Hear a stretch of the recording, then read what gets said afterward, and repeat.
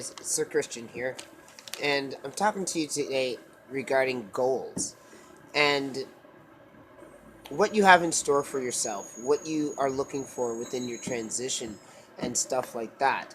So, there's a lot of ways you can do things, a lot of ways that you can plan to get your achievements, to succeed in life, to find out what it is that best suits you and your interests and what that means for you. A guy named Tony Robbins made this quote, and it means a lot to me. He says, setting goals is the first step in turning the invisible into the visible. And that's very true and accurate for us, those of us who are trans guys and F to M's, as well as male to females. Don't want to exclude my girls, too. Um, with that, it is very true. Setting the goals is the first step. First, finding out what is it that you want to do for yourself. What's your first step in terms of transitioning? Is it something simple, such as changing your hairstyle, either growing it or cutting it short, changing wardrobe? If you're looking for hormones to start medically, is it surgeries first? Is it having your name change done, or creating a social media accounts with your new chosen name? These things, not all of them have to be large, not a lot of them have to be difficult. Some of them are easy, some of them are things that you can start doing right now without permissions, without having to worry about, you know, I guess you would say, approvals by someone else. No one's stopping you from cutting your hair or dyeing your hair or letting it grow longer. No one's stopping you from setting up social media accounts in your chosen name now and preparing for the future till when you are able or can afford to change your legal name and gender markers and everything else. At the same time, you have to look at it in terms of where you are today. Accepting the fact that this is where you are and having a plan of what it is that you want to achieve, setting a time frame of where you want to be by such and such date. In a year's time, what would you like to have accomplished in that time frame? Is it being on hormones? Is it a matter of having your name changed? Is it getting your IDs with the correct gender marker put on it? Or is it something as as a little bit, not simple, but as simple as in getting this process started for your surgeries, whether it's top surgery or bottom surgery? Which one is more important to you right now at this stage? Is it starting hormones, going through, for some of you, going through therapy and getting approved, or going through checklists of doctors and what have you? It all depends on what your plan is for yourself and setting that goal up, setting that time frame. Hey, by this time in June, I want to have this accomplished for myself. I want to have that done.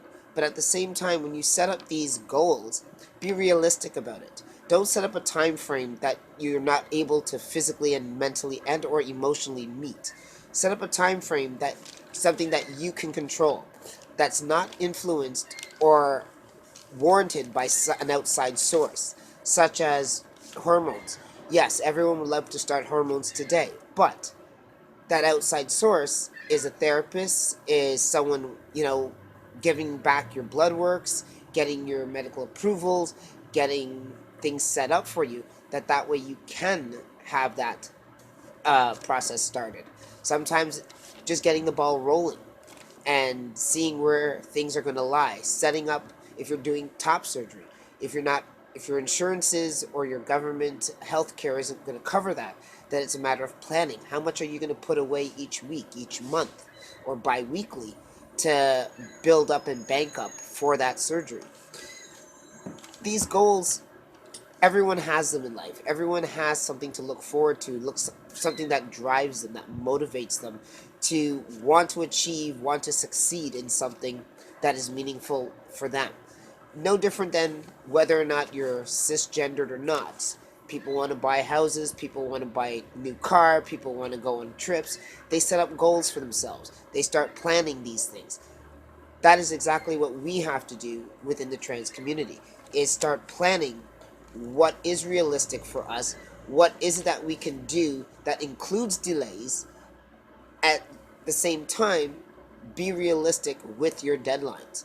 Don't plan on having answers by next week when you have to wait for a doctor who has to verify with another doctor that has to verify with a specialist.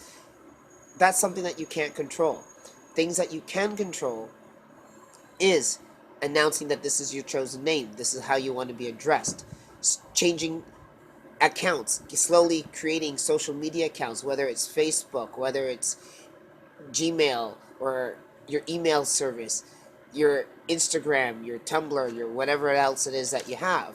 Start transforming those items ahead of time. Do you understand what I'm saying? Like, there's a lot of things that you can do for yourself that doesn't require approval. And a lot of the little things is a matter of saying, okay, I need to have this done by this date. I want to make sure that I have all my new social media set up by Wednesday or Thursday. And then do that. And then that way, start creating groups, start creating friends, start introducing yourself in those genres, and have them contact you, have them start identifying you that way. If it's a matter of working out, you want to be a certain weight for in time for surgery, then find the weight means that if you have to work out from home, what equipment do you need? What things that you can do that doesn't require funds if you're short on funds? What exercises that you can do that are free bodied weight, that you can, improve your stance? What apps, what diets that you can utilize? Again, stuff that doesn't require someone else telling you yes or no or waiting on an answer for it. You know, your goals can be big, they could be small, they could be long term, they could be short term. That's the whole purpose of a goal. It's your choosing. It's your realistic, please. Please, and I mean this. Be realistic in your time frames. Be realistic in setting these goals and plan for it. Strategize about it. Figure out the steps that's needed. What information do you need to get? Research. Do lots and lots of research in terms of transitioning. You'll see on a lot of Facebook groups and peer-to-peer groups, people ask questions. They ask others who are ahead of the game on their transition than you are. They say, hey, where did you go for your hormones? Which doctor did you see? Who did your surgery? How hard was it for this? What changes are you going through? These are the things that you need to do to find out how it is you can start planning for yourself. And at the same time, parents, you got to be realistic too. Your person is transitioning, and that's not necessarily a bad thing. At the same time, be that support, see that need, and be realistic within yourselves in terms of what you can offer in terms of support. Whether it's, driving someone and being at their side when they try to express what is important to them. If they're nervous and they can't speak and say, hey, I'm here for hormones and this is what's going on, be that ally and say, hey, my kid is looking to transition. They identify as male or female, and this is what they're looking to do. This is what they want to achieve. I don't understand it fully, but I support my child, and therefore I want to find out the best and the easiest and the less harmful way that they can achieve this goal for themselves while be protected and do so safely. You got to remember, and I say this in another video also for the parents and friends and allies, being a being a support system and a unit for a trans member is emotionally hard on you. It requires you yourself to come out and identify with saying, hey, I'm a parent, or I'm a friend, or I'm a guardian of a trans person. It's a lot of questions and resources that you need to look for, and support that you need as well. And you can find these support units the same way as your trans identifying person is looking for. There are peer-to-peer groups for adults. There are systems where you can find groupings on Facebook or in community centers that will help you to understand your feelings and what's to come within this transitioning. What steps are going to be happening so that you're aware of what's going on, so that you too can have research and knowledge to pass on and to explain, especially if the person is a younger trans member and or if they're, within the same age and they have doubts and they have questions. So